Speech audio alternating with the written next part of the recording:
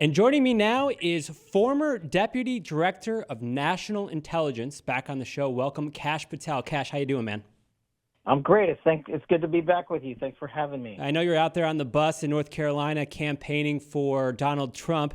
Listen, just south of you, we're about to get slammed with another one of these hurricanes, Hurricane Milton. Far-right conspiracy theories. You know all about this. As somebody that, has been involved with national intelligence, here we go. I'm going there, Kash. Let's do it. Can the United States government manipulate weather patterns? What the hell is happening? It's not so much about manipulating weather patterns. It's about manipulating the information after these devastating hurricanes ravaged our states and our communities. In the Trump administration, we utilize things like the National Guard and assets. Everyone has seen National Guard show up after natural disasters. And Kamala Harris and Joe Biden failed to pre-stage any of these assets because they didn't care. They were too busy cutting another $8 billion to the Ukraine, some of which was actually used for Ukrainian natural disaster relief. They were too busy cutting a check for $150 million to Lebanon. They're too busy funding the Iranian war machine. So it doesn't, in my opinion, it has nothing to do with what the weather is. Natural disasters, unfortunately, are part of life: earthquakes, snowstorms, hurricanes, tornadoes. And we know they're coming, and the least we can do is put our communities first. And it's not misinformation to call out the Harris administration for those facts. They failed before, during, and after. And President Trump was on the ground the very next day giving out food, water, and shelter. All right, Kash. You're not going to bite on the conspiracy theory. I hear you. I understand. But I must say this.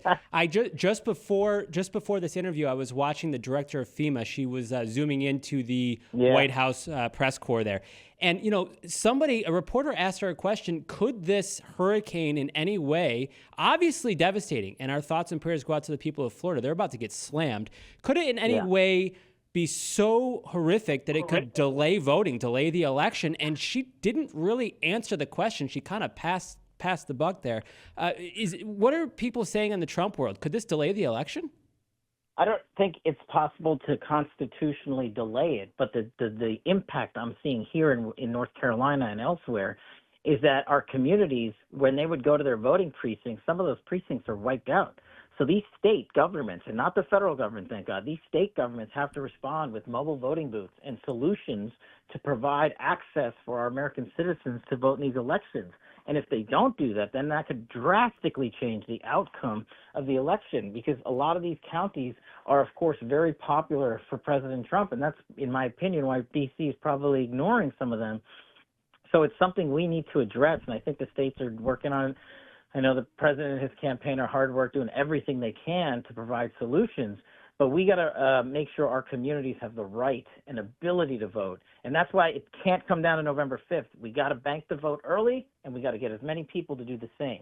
So you're out there campaigning for the former president. You're a very brilliant political mind, Kash. I know that. Why the heck is Donald Trump, days before the election, October 27th, he just booked a massive rally at Madison Square Garden in Manhattan? We all know he's not going to win New York State. We all know he has no chance at winning New York State. Why would he do that? Is this just like a PR stunt? Look, I'm a political novice. I'm a national security defense intel guy. And I've learned when it comes to political astuteness, no one knows the landscape better than President Trump. And also, I'm a little biased. I'm a New Yorker. New York is the epicenter of the media world. If you can book in a venue like Madison Square Garden, and you're going to have people pouring in from New Jersey, from Pennsylvania, from Long Island, and you're going to have all eyes on this event, it is going to be an epic way, in my opinion, for President Trump to put forth his America First agenda to folks that might not normally tune in. It's just the magic of the venue that is Madison Square Garden, one of a kind in the world. And I think you're going to see a whole host of people with the president that maybe weren't so political in their past, but now have the courage to step forward with him on a stage like that. Makes sense. You sold me on Madison Square Garden. Okay, so J.D. Vance is in Arizona today. A lot of talk in the Republican Party, whether you call them rhinos or not, but traditional Republicans, that after Trump, whether he loses this election or wins this election, after Trump, post-Trump, MAGA will die. Well, I saw the vice presidential debate, and I feel that a star was born in J.D. Vance. What was your reaction to how he performed on the big stage? Well, everybody saw it. I mean, he wiped the floor with Tim Walz. He called him out on his lies of military service. He called him out for failing to act to seal the border. He called him out for Kamala Harris's failed policies and asked him flat out, why haven't you done anything in these 1,300 days, directing the question to Harris? And you saw non-answers and deflections, just like you see from Kamala Harris. And when it comes to whether or not the MAGA movement's going to go by the wayside, I don't think that's humanly possible. President Trump has created a whole new movement in America that is generational, and he was brilliant in choosing J.D. Vance as his running mate because J.D. shares the values and is the American dream, just like I'm living, of a lawful immigrant son here in America to serve in this country's highest post. J.D. came from a background of trouble and poverty, and now he's a United States senator, and now he's a vice presidential candidate. And you see him speaking not just at the debate, but at the rallies like you have in Arizona. And Americans are listening to this man deliver Donald Trump's America First policies, and they're saying, wow, we want this to go. We don't want that forever wars. We don't want narco traffickers. We don't want terrorism. We don't want a strong Iran. We want to end the fight against our allies in Israel and stop the Ukraine war. And that's a movement that's going to take some time. And thank God President Trump chose JD. Kash, Elon Musk is all in for Donald Trump.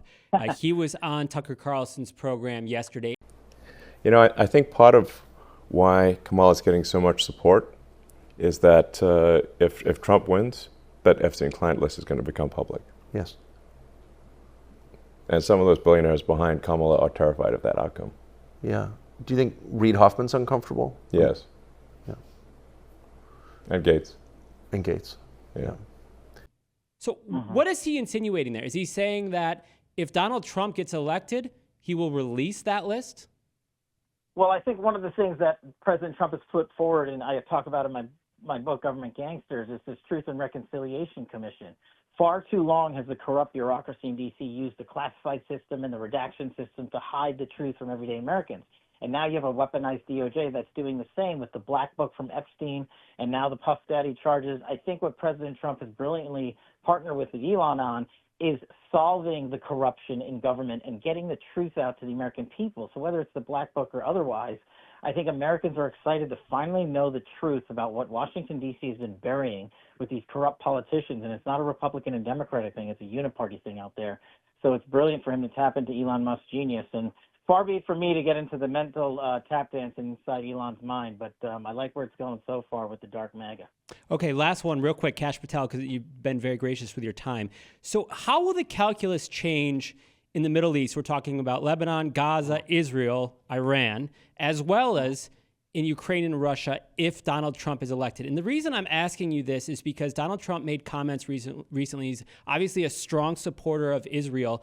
And he said, yeah, Israel should in fact look into bombing Iran's nuclear capabilities. Well, a lot of people like Donald Trump because there was no wars under Donald Trump. I don't know. How do you square that?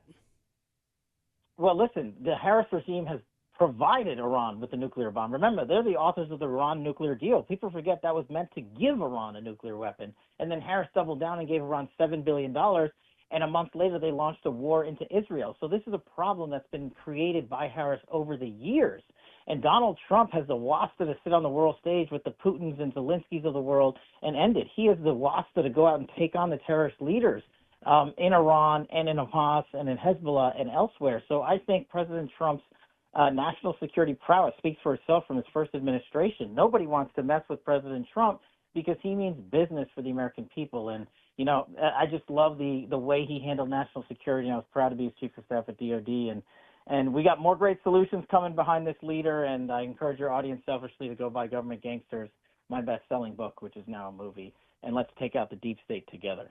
Kash Patel, there he is, former Deputy Director of National Intelligence. Always brings so much intelligence and talent to this show. Thank you so much, Kash. We'll talk to you down the road. Be safe out there. Thanks, guys. Good luck in Arizona. And joining me now to talk about that interview is Melissa Rein Lively. Melissa is the founder of America First PR and one of the best political minds I know. So, Melissa, that was Kash. Kash is a very brilliant guy as well. I want to talk about this weather thing because it's all over the social media and it's kind of like a funny ha ha ha. But really, I've said this a lot on the show. Since COVID and all the craziness we've seen in the world, nothing, absolutely nothing surprises me anymore. So is there any possibility that the U.S. government could be, dare I say, manipulating the weather? In short, my answer to that is absolutely. We have military technology that is beyond your wildest imagination, that's classified, and some of it actually is not classified. You can actually go and search various patents, which, interestingly enough, Google has blocked your ability to search certain patents that explain some of these technologies. So anytime that, they're raising it's a conspiracy theory, that's actually when I start being like, oh, really? Because if it wasn't something that was right over the target, they wouldn't even be acknowledging it. And Biden did a video this afternoon. I don't know if you saw it or not. He says, hey, guys, the rumors and the misinformation, the conspiracy has got to stop. It's like, if they're wheeling out old dementia Biden to try to shut down dissent and conversation on this weather manipulation issue, I do think that there's something there. It's funny you mentioned conspiracy theories. I just have to laugh. I don't know how many people saw this, but you were on an Australian. This was like this week, right? Last Chef's week. Kiss, yeah, last week. You were on an Australian. Was it a radio program? Radio It was show. like a big show, right? It's the number one radio show in the in country. Australia. Yeah. And they were asking you about conspiracy theories and so on and so on. And you started calling them Australia. You called out the whole country for their their COVID like camps where they were like, they literally had people. It's called Howard Springs. They had people in quarantine camps. Essentially, they look to me, which I'm an expert on the subject. They look like concentration camps. They put you in there. If you tested positive, you couldn't leave. And then in the show, biggest show in Australia, it just cut you off. They canceled you. I spit way too many facts. I knew it was coming. The minute that their production assistant emailed me and they were like, hey, we want you on the show to talk about conspiracy theory, I was like, do you now? Are you sure? Do you now? So we won't cut you off here today. If you think they're manipulating the weather, well, you know what? It wouldn't surprise me. All right, so let's get to some more important stuff right now. This campaign, Harris and Trump.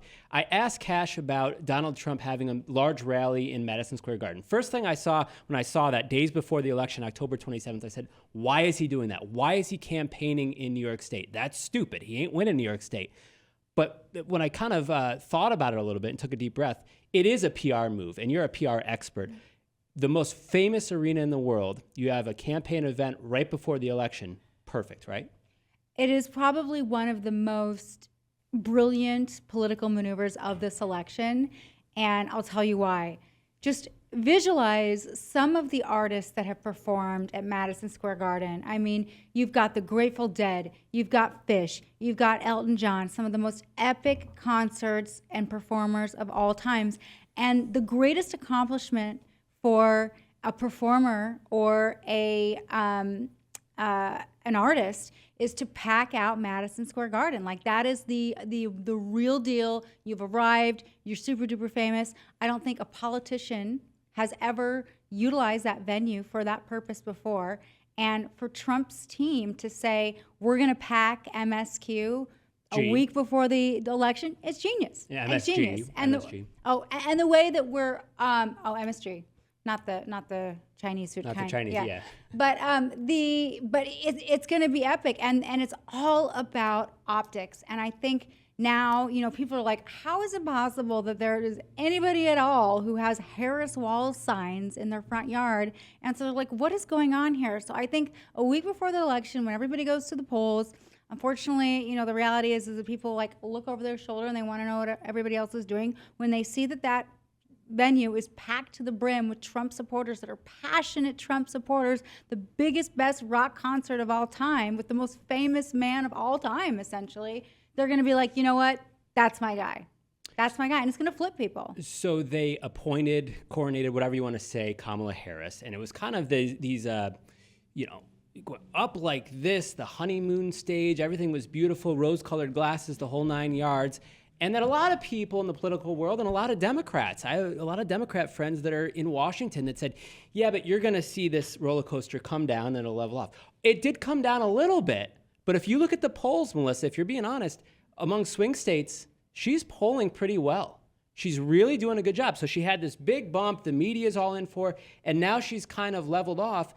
But she is in this race, and there's a lot of experts that say she's going to win this race. From a PR standpoint, as an expert, how do you think she's doing in her campaign right now, just a couple weeks out?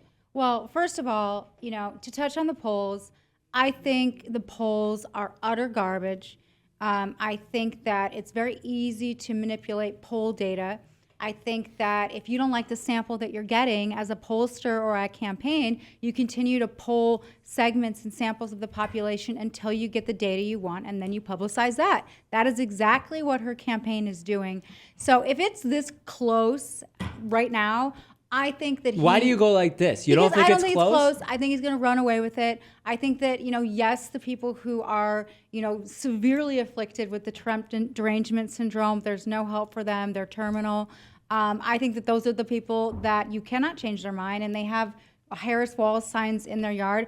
I mean, it's a big problem. I think that the media has done a horrific number on him, but, more and more people are waking up to the reality, of so much of what they've made him out to be is not true at all. I have been through that myself, so I get it.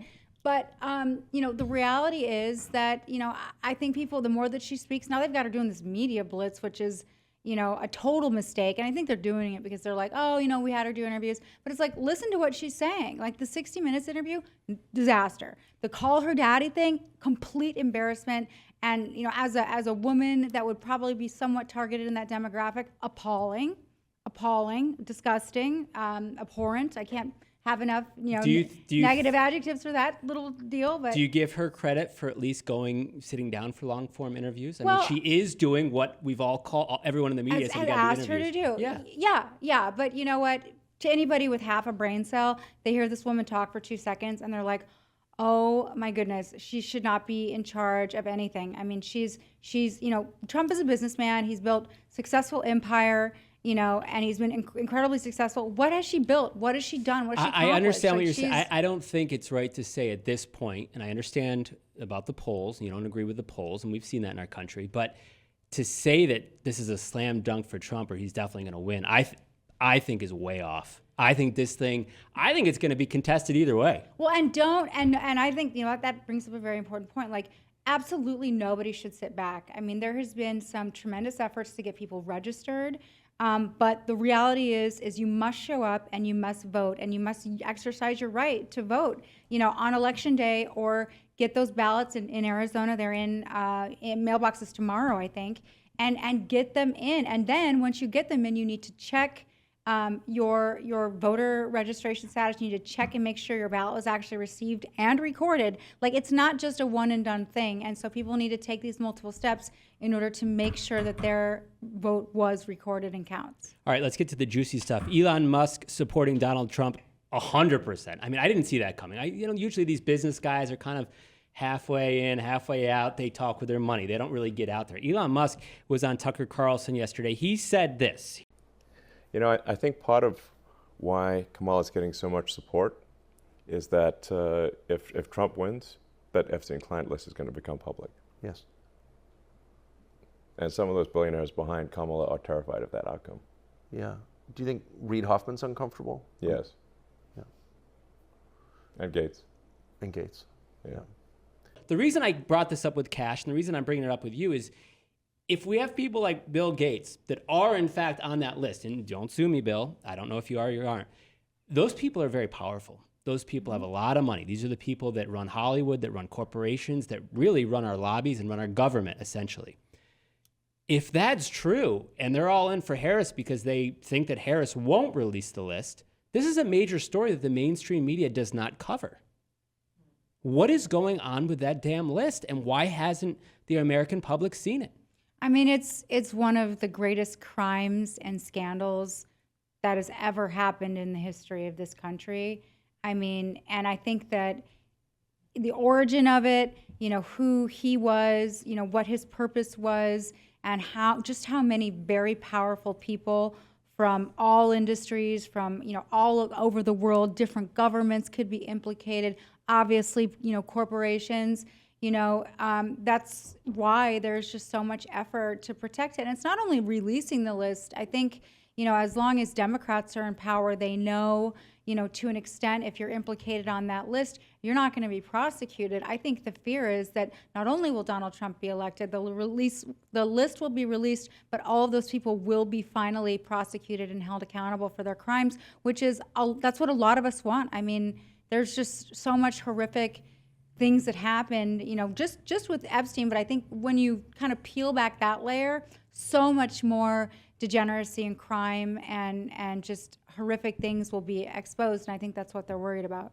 The establishment Republicans of this country want to see Trump and MAGA go away. And I'm talking after this election, whether he wins or loses. They just want to see MAGA go away. Put that all to bed and get back to some sense in their mind of normalcy. I'm not so sure if Democrats and liberals want to see it go away. And that's another conversation for another day, because I do feel like they think that they can beat some of these MAGA candidates easier than a mainstream Republican. A lot of people said MAGA will die when President Trump either loses or is out of office after this. J.D. Vance opened up a lot of eyes. And even Democrats, you watch MSNBC and CNN, they're like, this guy's the real deal. He's smooth. And we've seen Vivek. Vivek is smooth too. What happens to the MAGA movement post Donald Trump? Honestly, I think that the MAGA movement continues to grow and get stronger. I think that, Trump, with everything that he's been through, is sort of the figurehead right now that is like very easy to target. You don't like him, you don't like blah, blah, blah, which, I wouldn't be surprised if, the media finds a way to do that to JD or Vivek. But, if the figurehead, the kingmaker steps out of the way, I actually think that the MAGA message becomes even more streamlined and legitimized with somebody like JD, because you're right, he is the real deal. And he's a really smart guy and an excellent politician. And I think that every insult that Tim Walz attempted to lob at him with this, he's weird, and they had all these like bizarre, freaky deaky, like only stupid crap that Democrats would come up with to try to tear somebody down, completely backfired, because nobody is weirder or creepier or freakier than Tim Walz. I mean, the guy's like, I'm a knucklehead. Like, who says that? Okay. Like, you're schmuck. To be fair to Mr. Walz, I know a couple people freakier than him, just to be fair. Who all would right. lie about being in Tiananmen Square when you weren't? Like, that's just so He did not handle that question insane. well. All right, so this is what we're going to finish up with. And please what's your socials real quick. Give out your Instagram. Oh, yeah. I mean, you can find me at America First PR, at Melissa R. Lively. I talk to everybody. I love civil discourse and debate. So, like, if you message me or you comment, post comments, I will always engage. So let's have a chat. So you go hard on social. You do not hold back, and that's why we have you on the show, because you have strong opinions, and I think that that's healthy. Freedom of speech. That's what we stand up for in this show. So you're a supporter of Israel, strong supporter of Israel. We've had many conversations on the air and off the air about this. I'm going to press you here. Things are getting to the point now, as the world looks at what's happening, and they start to say, is this proportionate? Have enough women and children died? Is enough enough? It was my belief, and a lot of people's belief, that Donald Trump, if he gets elected, is going to somehow negotiate the whole world out of this Ukraine mess, somehow work his magic and negotiate with Netanyahu and fix things in the Middle East. Easier said than done. But now he's coming out there and he's saying, no, I think Israel should bomb Iran's nuclear facilities. Well, we all know, you don't have to be a genius to know that just escalates things further, and that's tit for tat, and then who knows where this goes. It's very scary. What's your take on it? Are you calling for some restraint from Israel right now, as they will respond? Absolutely not. I think that Israel has tolerated the Palestine project for far too long. I went to high school with a girl who lost a leg on a tour bus with her family because of a Palestinian person who bombed a bus stop. So this is something that is incredibly personal to me. They're a terroristic threat, that what they are taught, and this is I think the big problem in the United States, with how unfortunately content goes viral, and it's easy to like join along with something that like you think is meaningful, but it's like if you really studied the Quran, which I'm a big, like, when I was growing up, I always knew that Muslims hated Jews. And I remember sitting down with my dad when I was very young, and I said, Dad, why do they hate us? Like, what's the deal? Like, it seems like we, have a lot in common. Like, now that I know that's not true. But he's like, you need to study the Quran and, like, see what is written about Jewish people and about jihad. And they, not only do they hate everything about the Israeli way of life, which is by extension, a democracy that is, very similar to the American way of life. In some ways, I think the culture in Israel, where I've been many times, is much more free and accepting than even in the U.S. As far as like LGBT rights and stuff like that. I think that they hate the U.S., they hate Israel, they hate Europe, and it's all about jihad and conquering these Western lands. And, in some places in Europe, they've been successful. I couldn't believe my eyes when I was in London last year. You're lumping a mass amount of people. You say because Muslims hate Jews. Not all Muslims hate Jews. Most do. They do. Most? Most do. Most do. Most do. You stand by that. Most Muslims hate Jews? I will stand on Muslims hate Jews until the day I die. It's Do Jews hate Muslims? Absolutely not. You're telling me in the world, most Muslims hate Jews? Correct. Okay. And then the other thing is, read the book. Look, read the book. It does not say anywhere in our Bible. By the way, our book is older than Torah? The Torah is older than the Bible. It's older I'm than... not here to have a religious debate. I'm really not. I'm not even educated It's older than enough. the Quran. So, But I don't think that all Muslims hate Jews.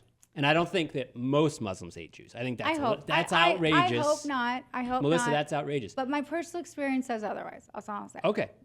I think that's outrageous. Now, a lot of people do defend Israel, including Donald Trump. And a lot of people in this country do say Israel needs to do what they need to do right now, whatever that is. Mm-hmm. Where's the end game? I'm talking like, is there a two-state solution? Like, what is the end game? Is the end game that Israel has to conquer Iran? I mean, where does this end? That's where it's scary for me. Yeah, I think the issue at hand, in my opinion, is the Palestine situation where, think about it this way. If there were people in Canada constantly trying to kill us, we would probably put a stop to that, and this has been tolerated for decades.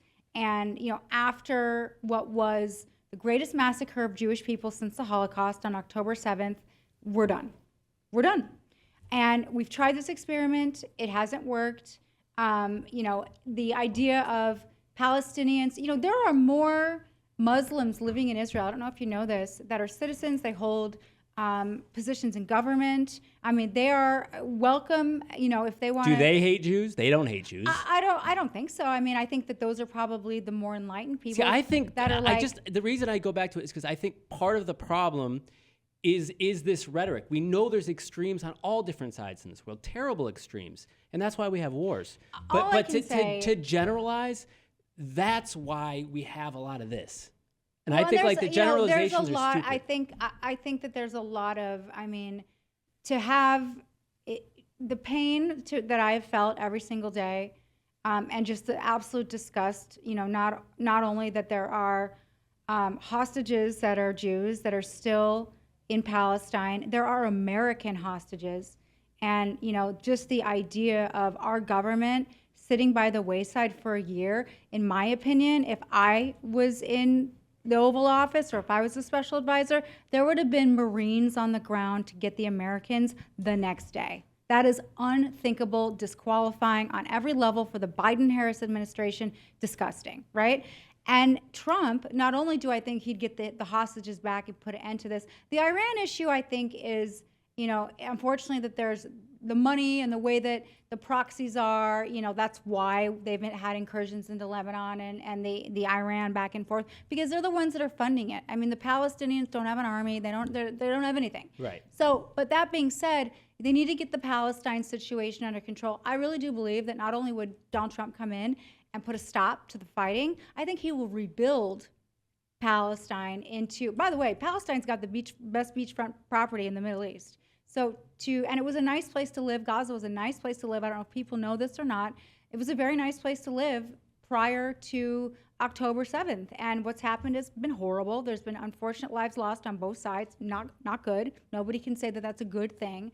But I do think Donald Trump will come in and he will rebuild it to be this beautiful, incredible place that it could be, where I think people hopefully can live in peace. And there will be deterrence against this type of terrorism, both in Israel and in the United States. I hope so too. Unacceptable. But the way things are looking, as of this moment, our conversation, Israel hasn't responded yet. And we know that they will, and they're going to hit either Iran's nuclear facilities, or they're going to hit their energy infrastructure, their military bases, and it's just this tit for tat, and I don't think the heightened hot rhetoric helps anybody. Well, and it doesn't help. I think the bigger picture too, the concern is, Iran gets hot. You've got Russia, which is, a wild card. I think Trump has Putin way under better control than Biden or Harris ever could attempt to. You've got China waiting in the wings. I mean, you've got their, movement into potentially Taiwan. I mean, this thing could get hot in a hurry. That is what keeps me up at night. It's terrifying. Well, me too. And let's hope that cooler heads prevail. Melissa, thank you so much for your talents, for your kindness. We don't agree on everything on the air and off the air, but I appreciate that you always bring the fire and you speak your mind. And we're about freedom of speech here. Thanks for having me. Thanks to Kash Patel. Thanks to Melissa Rein Lively. My name is Billy Harfosh, broadcasting from beautiful Scottsdale, Arizona, Star Worldwide Networks. Like, subscribe, comment. We'll be back with more explosive interviews.